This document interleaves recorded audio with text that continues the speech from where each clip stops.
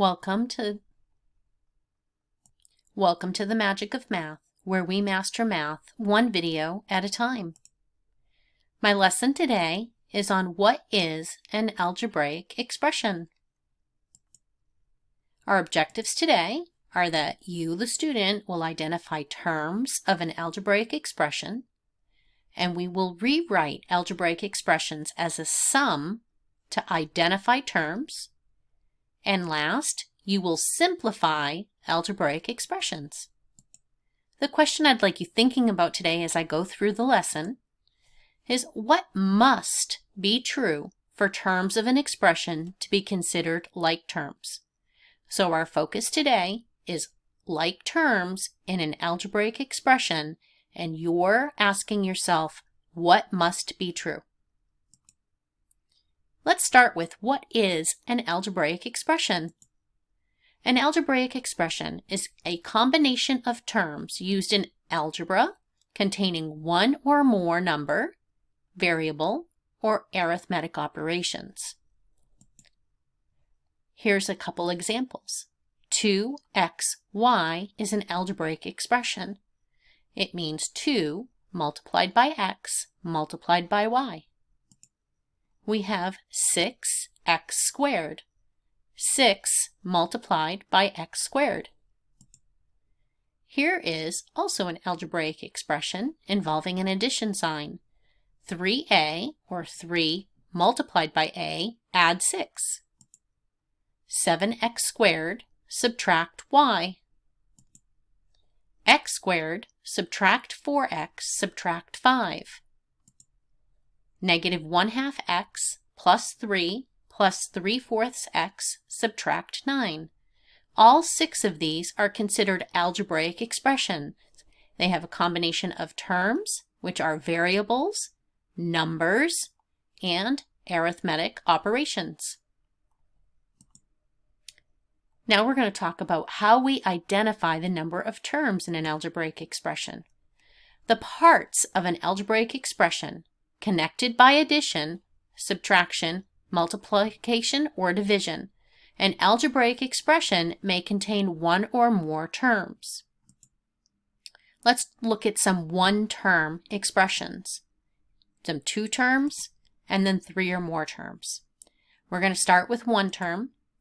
So 2xy is considered one term, noting that it is connected by multiplication, but it's still one term. So terms connected by multiplication or division are one term. 6x squared, again connected by multiplication, but it's one term. Two terms, 3a plus 6. So we have a variable term and what we call a constant term. It's constant because there's no variable, so there's no way for it to change. It will always be add 6. Whereas 3a changes given whatever we know the a to be equal to. So when you evaluate, this term will change. This term will never change. But there are two terms, a variable term and a constant term, and they're connected by addition. We have 7x squared, which is one term, subtract y. We're later going to learn how to identify that this is negative y, but we have two terms, 7x squared, subtract y. They're both variable terms. Now let's look at some with 3 or more terms. X squared, subtract 4x, subtract 5. So we have 3 terms here. 2 variable terms and a constant term. Here's another one to look at. I have negative 1/2 x, add 3, add 3/4 x, subtract 9. So I have 1, 2, 3, 4 terms. 2 of the terms are variable terms, they have an x, and 2 of the terms are constants. They're just numbers. Now we're going to look at these same expressions and we're going to learn how to make a list of the terms. And what's very important is to pay attention to the sign of the term, meaning is it positive or is it negative? So to identify the terms of an algebraic expression, first we're going to rewrite the expression as a sum, meaning addition. we will use the rule we learned in the previous lesson and change subtraction to add the opposite. So any expression involving subtraction or a difference, we are going to rewrite to be a sum or addition. The first one is already addition. 3a add 6. So I'm going to show you two different ways to look at this. Well, this one will have one because we don't need to rewrite it. So I'm going to identify the first term is 3a. The second term is positive 6. Whatever sign comes before the term identifies whether it's positive or negative. 3a doesn't have a sign in front of it. However, if it was negative, there would be a negative sign. So again, it's what comes before the term that identifies whether it's positive or negative. So now as I go to identify or make a list of terms, my two terms are 3a and 6. And if you're asked to make a list, you're going to separate your terms with a comma. So even though this has an addition, this doesn't need it because I was asked to make a list. And the two terms are 3a and 6. Let's look at the second one. This is a difference. It's subtracting. So first I'm going to rewrite this to be addition. We're going to change subtraction to add and add the opposite. So I'm going to have 7x squared add negative y. So now I can go back and identify my first term as 7x squared. My second term, see, I include the sign that came before it, and it's negative y. If I look at rewriting it, now it's easy to see 7x squared and negative y. So once you get into the habit of doing this, you can either circle or rewrite to addition to identify whether the term is positive or negative. So now let's write our list. We're going to have 7x squared and we're going to have a negative y. Let's try the next one. I have three terms here and I have subtraction, so I'm going to rewrite to addition first. So x squared add negative 4x add negative 5. Now if I go back to my original and I circle, first term is x squared, second term is negative 4x, and the third term is negative 5. So when I make my list, I'm going to have x squared, negative 4x, negative 5. And let's do this last one. This one has 4 terms, and I do have subtract 9, so if we rewrite this, we're going to have negative 1/2 x plus 3 plus 3/4 x, then add the opposite. And if we look back, we're going to circle, remember, circle what comes before, so this is negative 1/2 x, positive 3, positive 3/4 x, and negative 9. So really important to physically circle these terms or rewrite them. Here's our list. We're going to have negative 1/2 x, positive 3, positive 3/4 x, and negative 9. And as always, if a term is positive, we don't need to put the positive sign. Now it's your turn. I would like you to pick a strategy to identify the terms by making a list of terms. Go ahead and pause, make your list, come back to check your work. Welcome back. Let's see our solutions. So I'm going to identify my terms. So I'm rewriting this to be add the opposite, add negative 8.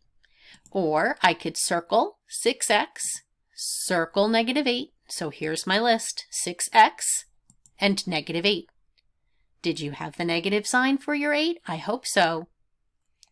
Let's do the second one together. So I'm going to rewrite this, change the subtract to add the opposite. Add the opposite. Let's circle our terms. Positive 2/3 x, negative 1/2 y, and negative 5. And here's my list. Positive 2/3 x, negative 1/2 y, and negative 5.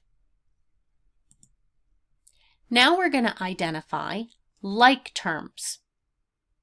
So here's an expression that we had in a previous slide, and I'm going to look at this, and we're going to determine that like terms are terms of an algebraic expression, and they're considered like terms if they have the same variable and the same exponent.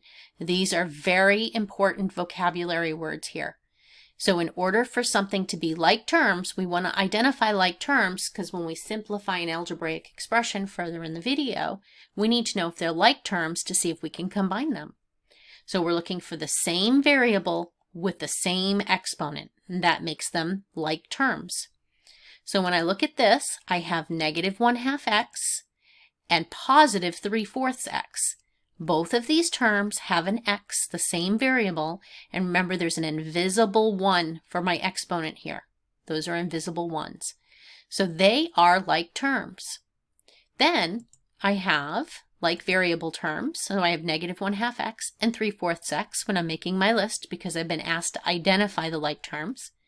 Now I can look at my constants. I have a constant of positive 3 and a constant of negative 9. Because neither of those have any variables, they're just number values, we call them constant, and they're like constant terms. So those are 3 and negative 9. So again, I have like variable terms and like constant terms. So even though these are alike, they're not like terms with the numbers and cannot be combined. So we're going to talk about identifying like terms again here. So again, we're looking for the same variable and the same exponent. So let's go through. I have a 2x squared, but there are no other x squareds. Notice this has an exponent of 2 on the variable. These variables do not have an exponent of 2. Remember, they have that invisible 1. And then I have positive 3x and negative 6x. Those are like terms. They both have an x with the same exponent. And then I'm left with one constant term, positive 1. So the only like terms in this expression are two like variable terms, and that is 3x and negative 6x. It is important to note that having the same variable does not identify two terms as like terms. They must also have the same exponent. So don't get fooled. 2x squared is a variable term, but it is not a like term to 3x and negative 6x because it has an exponent of 2. Your turn. Here are 3 expressions for you. I would like you to identify if there are any like terms in all 3. Go ahead and pause, make a list of any like terms that you see, and come back to check your work. Welcome back. Let's do the first one together. So first I'm going to identify the terms I have. I have b and negative 4/3 b. Those are like terms because they both have a b with the same exponent. And then I also have a constant term of 11. So the only like terms I have are positive b and negative 4/3 b. Those are like terms. Same variable with the same exponent. Let's look at the second one. My terms are 3x squared, and I instantly see I have a negative x squared. They both have a variable term of x with the same exponent of 2. So you might want to use different colors when you're doing this as well. Then I have a variable term of 8x, and there are no other x terms. And then I have one constant term, and there's no other constant terms to match up. So the only like terms in this expression are 3x squared and negative x squared. Those are my like terms in this expression. And the last one, we have 9x. I'm always going to do my variables in alphabetical order, and x comes before y. There's only one term with an x. Then I look at alphabetically the variable term that comes next. Y comes after x. I see a positive 5y and a positive y. Those are like terms because they have the same variable with the same exponent. And last, I have two constant terms, 6 and negative 4. They are both constants, making them like terms. So I have one pair, 5y and y, and I have 6 and negative 4. So these are like terms, but they're not like terms with this, but I have two pairs of like terms in the expression. Now we're going to use what we know about like terms to simplify an algebraic expression. So to simplify an algebraic expression, we're first going to identify any like terms, and then we're going to find their sum. An algebraic expression in simplest form will not have any like terms. So if you're asked to simplify an algebraic expression, that's what you're looking for. You're identifying if there are any like terms in the expression, and if so, you're going to combine them mathematically, and then your expression will be in simplest form. So we have a 2x squared here. There are no other variable terms with an x squared, so this is in simplest form for this term. Then I identify that I have two x terms. I have positive 3x and negative 6x.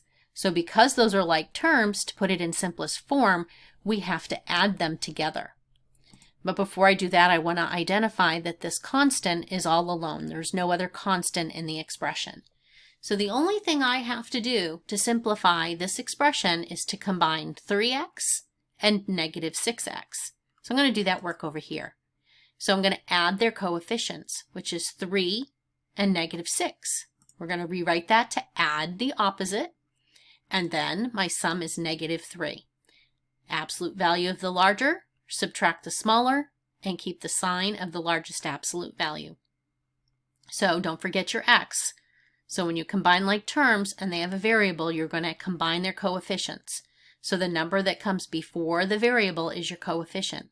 So you can also look at it as I have 3 x's and negative 6 x's, giving me negative 3x. So there's your solution. In simplest form, 2x squared, subtract 3x, add 1. These expressions are equivalent. They mean the same. This one is in simplest form. Now it's your turn. You're going to identify like terms and combine them. Go ahead and pause, simplify the 3 expressions, come back to hit play when you're done. Welcome back. So let's go ahead and start the first one together. We have b and negative 4/3 b, and then we have one constant term. So we're going to combine. Remember, there's an invisible 1 here. That's 1b and negative 4/3 b. So I'm going to look at to combine those, and 1, my coefficient is 1, subtract 4/3, which is 1 to get a common denominator is 3/3. 3 and negative 4 are negative 1 over my common denominator of 3. So the coefficient is negative 1/3 b plus 11. So in simplest form, our expression is negative 1/3 b plus 11. This is equivalent to what we started with. It's just this one is in simplest form. The second one, we have 3x squared and we have a negative x squared. Those are like terms. Then we have one 8x term and we have one constant term. So we're going to combine our x squared terms. We have 3 and negative 1, which is 3, subtract 1, or 3 add negative 1, which is 2.